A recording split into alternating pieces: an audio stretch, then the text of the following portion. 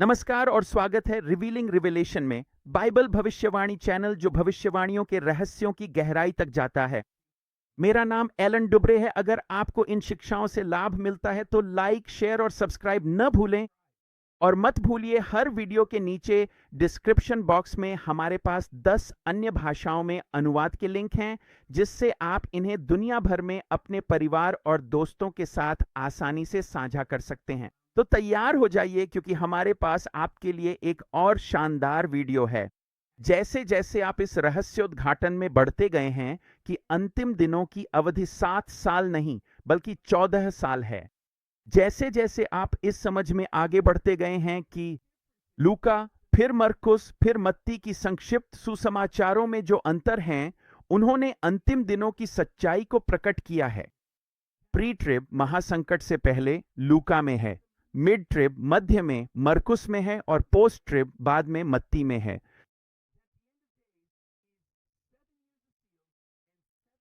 तुरही के वर्षों के बारे में जैसे जैसे आप इस समझ में आगे बढ़े हैं, जैसे जैसे आप इसे समझते गए हैं, लूका, फिर मरकुस, फिर मत्ती की संक्षिप्त सुसमाचारों के भीतर जो अंतर हैं, वे हमें हर जगह भविष्यवाणी को प्रकट करते हैं। मजबूती से पकड़िए, क्योंकि यह हिस्सा आपको एक और स्तर पर ले जाएगा। ठीक है, अब आपने समझना शुरू कर दिया है कि अंतिम दिनों की अवधि 14 साल है। वे 14 साल क्या हैं? बिल्कुल, ये 2 बार 7-7 साल की अवधि है। तो हमें शास्त्र में 2 बार 7-7 साल की अवधि कहां मिलती है? हमें लेव्य व्यवस्था अध्याय 25 में 2 बार 7-7 साल की अवधि मिलती है। अगर मैं यह न बताऊं कि मैं किस अध्याय में हूं, तो बस दाईं ओर देखिए और आपको पता चल जाएगा कि मैं किस अध्याय में हूं। लेव्य व्यवस्था अध्याय 25 में हम जानते हैं कि बोने और काटने के वर्षों से तिश्री तक, पतझड़ से पतझड़ तक वर्षों के सब्बात गिने जा रहे हैं, और यह 7 बार 7 है। तो लेव्य व्यवस्था 25 पद 8 में लिखा है, और तू अपने लिए 7-7 वर्षों के 7 सब्बात गिनना, 7 बार 7 वर्ष, और 7 सब्बात वर्षों की अवधि तेरे लिए 49 वर्ष होगी। क्लेश के अंतिम 14 वर्ष 49 वर्षों के अंतिम 2 7-7 के सेट हैं। ठीक है, और 49वें वर्ष के बाद क्या आता है? जुबली। तो हमें कैसे पता चलता है कि यह पतझड़ से पतझड़ तक जाता है? क्योंकि जुबली 7वें महीने के 10वें दिन होती है, जो वर्ष की शुरुआत के 10 दिन बाद होता है, एक ऐसे वर्ष में जो पतझड़ में बोवाई और कटाई से शुरू होता है। ठीक है, तो आपके पास 7 बार 7 है और अंत के दिन अंतिम 2 7-7 के सेट हैं, और जब ये दोनों 7-7 के सेट पूरे हो जाते हैं तो वह अंतिम जुबली होती है। ठीक है, ये प्रायश्चित के 10वें दिन जुबली होगी। अब मैं आपको एक चित्र दिखाता हूं कि मेरा मतलब क्या है, और मैं 2026 के फरवरी, 26 और मार्च के कैलेंडर का उपयोग करने जा रहा हूं। और मैं ऐसा इसीलिए कर रहा हूं क्योंकि 2026 के फरवरी का पहला दिन रविवार से शुरू होता है, और क्योंकि यह केवल 28 दिनों का है, यह बिल्कुल सही बैठता है। वह मार्च भी रविवार से शुरू होता है, तो मैं आपको इसे उतनी ही स्पष्टता से दिखा सकता हूं। आगे बढ़ते हुए, ये 7 दिन पहले 7 वर्षों की एक तस्वीर है। ये 7 दिन दूसरे 7 वर्षों के हैं। यह आपके तीसरे 7 वर्षों का सेट है। यह रहा आपका चौथा। अब यह क्या होगा? आपका 5वां सेट, यह आपका छठा होगा, यह आपका 7वां होगा। तो यह होगा अगर ये दिन आपके लिए वर्षों की एक तस्वीर होते। ठीक है, अगर इनमें से हर एक वर्ष होता तो यह 7 गुना 7 में 49वां वर्ष होता। तो हमारे पास एक 7 का सेट है, 2 3 4 5 6 7। यह वही है जो हमने अभी लेव्य व्यवस्था में पढ़ा था। यह आपके 49 वर्ष होंगे इन दिनों की तस्वीरों में जो यहां पूरी हुई हैं, और यह आपका जुबली वर्ष होगा 50वां। क्या आपने कुछ नोटिस किया? क्या आपने देखा यह वास्तव में अगले 7 के सेट का पहला वर्ष है? देखिए, यही जुबली है। जुबली कोई अलग थलग वर्ष नहीं है, और 50वें के बाद फिर से 1 से 7 शुरू हो जाते हैं।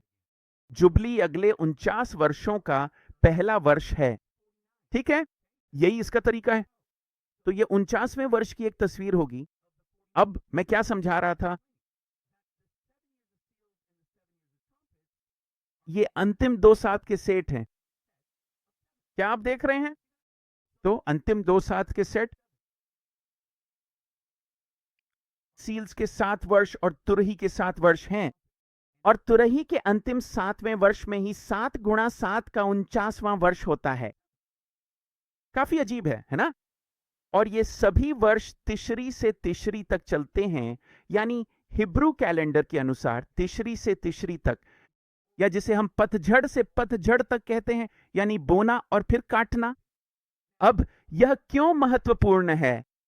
असल में मैं आपको इसके लिए तैयार कर रहा हूं क्योंकि मैंने आपको इसे कैलेंडर पर दिखाया था, क्योंकि दिनों को वर्षों की तस्वीर के रूप में दिखाना आसान था। लेकिन क्या आप जानते हैं, बाइबल की भविष्यवाणी में यह सचमुच एक वास्तविक बात है? देखिए, ऐतिहासिक दृष्टिकोण में सबसे महत्वपूर्ण है दिन से वर्ष का सिद्धांत। यह विचार कि कुछ भविष्यवाणी वाले अंशों में जो भविष्यवाणी का समय दर्शाते हैं, उसे वर्ष या वर्षों के रूप में समझा जाना चाहिए। तो बाइबल की भविष्यवाणी में यह दिन से वर्ष का सिद्धांत है। जैसा कि आप अब जानते हैं, लूका, फिर मरकुस और फिर मत्ती की संक्षिप्त सुसमाचारों के भीतर जो अंतर हैं, वे भी भविष्यवाणी से जुड़े हुए हैं। और क्या है एक बड़ा अविश्वसनीय अंतर? तो अगर आप लूका, मरकुस और मत्ती की कहानी में जाएं और मसीह के रूपांतरण की कहानी देखें, तो आप इन रहस्योद्घाटनों के माध्यम से, जिन्हें आप अब तक देख रहे हैं, यह समझ पाएंगे कि लूका में रूपांतरण और उसमें उल्लिखित अंतर भविष्यवाणी से जुड़े हुए हैं। यह उस प्रभु की एक झलक है जो प्री ट्रिप के बाद, जब वह विवाह से लौटता है और 40 दिनों के लिए श्वेत घोड़े के सवार के रूप में आता है, तब आएगा। मरकुस में जो वर्णन है वह उस समय का है जब प्रभु मोहरों के 6ठे वर्ष के अंत में आ रहे हैं, जब वह महान भीड़ को ग्रहण करने के लिए आ रहे हैं। मत्ती अध्याय 17 में जो वर्णन है वह उस समय का है जब प्रभु तुरही के 6ठे वर्ष के अंत में आ रहे हैं, यानी तुरही के 7वें वर्ष में, जो कि क्लेश के 14वें वर्ष के बराबर है। ठीक है, यही चित्रण लूका, मरकुस और मत्ती में है, और हम इसे अपने मुख्य चैनल पर कई वर्षों से सिखा रहे हैं। इस रूपांतरण के चित्र के इस रहस्योद्घाटन में, जो भविष्यवाणी के रूप में इन भिन्नताओं में बुना गया है। अब मुझे आपको दिखाने दीजिए। याद रखिए, हमने अभी क्या कहा था? एक दिन से वर्ष का सिद्धांत है। तो देखिए, लूका के रूपांतरण में क्या कहा गया है। लूका अध्याय 9 पद 28 में लिखा है, और ऐसा हुआ कि लगभग 8 दिन बाद, ये तो दिलचस्प है ना? क्योंकि मरकुस में लिखा है 6 दिन बाद और मत्ती में भी लिखा है 6 दिन बाद। तो सदियों से, सैकड़ों वर्षों तक लोग सोचते रहे हैं कि यह विरोधाभास आखिर है क्या? यह भविष्यवाणी है। मैं आपको दिखाता हूं कि यह क्या है। तो क्या मैंने आपको अभी कैलेंडर पे दिखाया? मैंने ये बहुत ही साधारण सा बनाया है, क्योंकि मैं इस तरह की चीजों में अच्छा नहीं हूं, सिर्फ आपको एक उदाहरण देने के लिए। याद है मैंने आखिरी 2 के बारे में क्या कहा था? तो ये जो लाल रंग के घेरे में हैं, ये 7 दिन या 7 साल की सीलें हैं, और ये हरे रंग वाले यहां 7 दिन हैं, या तुरही के न्याय के 7 साल।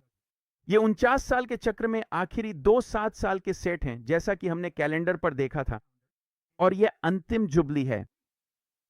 तो अब क्या होता है? इन आखिरी 2 सातों से पहले क्या आता है? खैर, जाहिर है एक और 7 होगा, है ना? एक और 7 होगा, क्योंकि और भी 5 बाकी होंगे।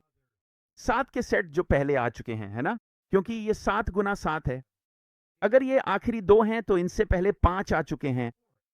तो ये जो नीले रंग वाले हैं, वही हैं जिन्हें आप देख रहे हैं। यहां 1 2 3 4 5 6 7 साल या दिन बीत चुके हैं। और लूका ने 8वें दिन के बारे में क्या कहा था? मतलब अगर ये दिन या साल हैं, तो 8वें दिन या 8वें साल के बारे में क्या कहा गया था? भविष्यवाणी के अनुसार प्रभु सफेद घोड़े के सवार के रूप में प्री ट्रिप के बाद आ रहे हैं। वह नहीं आ रहे हैं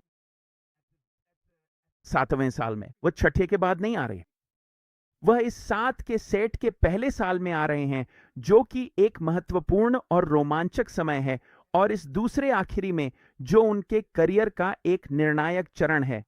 यह सील्स वाला हिस्सा पहले साल में शुरू होने जा रहा है। ये इसी दिन 8वें दिन साल में शुरू होने जा रहा है। क्या ये हैरान करने वाला नहीं है? मैं आपको दिखाता हूं, मैं आपको ये साबित कर सकता हूं, क्योंकि देखिए आगे क्या होता है। मरकुस में लिखा है 6 दिनों के बाद। तो 6 दिनों के बाद का मतलब क्या है? 6 साल के बाद। तो 6 साल के बाद क्या होगा? अब मैंने इसे लाल रंग से घेर दिया है। ठीक है, वह होगा पहला साल, दूसरा, तीसरा, चौथा, पांचवा, छठा। मरकुस कहता है 6 दिनों के बाद, जिसका अर्थ है मुहरों के 6 वर्षों के बाद। और मुहरों के छठे वर्ष के अंत में प्रकाशित वाक्य अध्याय 6 में हम देखते हैं कि प्रभु आ रहे हैं और हर कोई घबरा रहा है और कह रहा है, पहाड़ों और चट्टानों हम पर गिर पड़ो। वह 6 दिनों या 6 वर्षों के अंत में आ रहे हैं, इसीलिए यहां बाद में लिखा है। और क्या आप जानते हैं बाद में का क्या अर्थ है?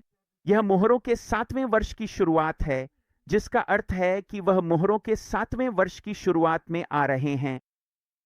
तो क्या आप जानते हैं कि मरकुस अध्याय 13 में, मरकुस के प्रवचन में मनुष्य के पुत्र के आगमन के समय क्या लिखा है? जब वह बादलों में आ रहा है। मरकुस के प्रवचन में लिखा है कि वह 1 दिन और घंटे पर आ रहा है। कोई नहीं जानता, वह यह लूका में नहीं कहता।